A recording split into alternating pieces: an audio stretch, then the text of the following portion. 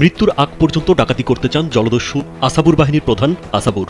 মঙ্গলবার দুপুরে কোস্টগার্ডের হাতে আটকের পর এভাবেই হুঙ্কার দেন তিনি।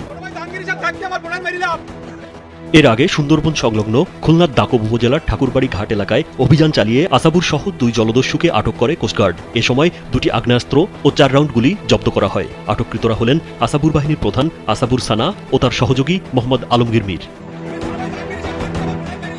কোস্টগার্ড পশ্চিম জোন সদর দপ্তরের অপারেশন কর্মকর্তা লেফটেন্যান্ট কমান্ডার মোহাম্মদ শামসুল আরেফিন জানান, গোপন সংবাদের ভিত্তিতে অভিযান চালিয়ে তাদের আটক করা হয়। আসাবুর দীর্ঘদিন ধরে সুন্দরবনের জেলেদের অপহরণ করে মুক্তিপণ আদায় সহ বিভিন্ন ধরনের অনৈতিক কর্মকাণ্ডের সাথে জড়িত ছিল।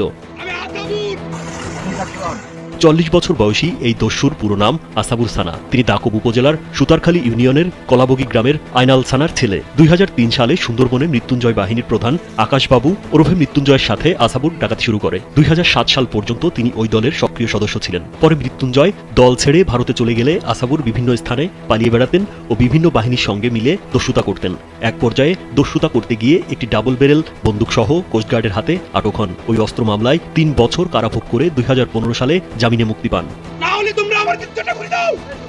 পরে 2016 সালে ছোট জাহাঙ্গীর বাহিনীর উপপ্রধান হিসেবে যোগ দেন। 2016 থেকে 2018 সালের অক্টোবর পর্যন্ত সুন্দরবন অঞ্চলের 32টি দস্যু বাহিনীর 328 জন জলদস্যু 462টি অস্ত্র ও 22,504 রাউন্ড গোলাবারুদ সহ আত্মসমর্পণ করেছিল। পরে 2018 সালের 1 নভেম্বর সুন্দরবনকে দস্যুমুক্ত সুন্দরবন ঘোষণা করা হয়। সেই সময়ে ছোট জাহাঙ্গীর আত্মসমর্পণ করলেও আসাবুর আত্মসমর্পণ করেনি। তখন থেকে নানান উপায়ে নিজ নামে বাহিনী গঠন করে জেলেদের অপহরণ, মুক্তিপণ আদায় সহ বিভিন্ন অপরাধমূলক কার্যক্রম পরিচালনা করে আসছেন।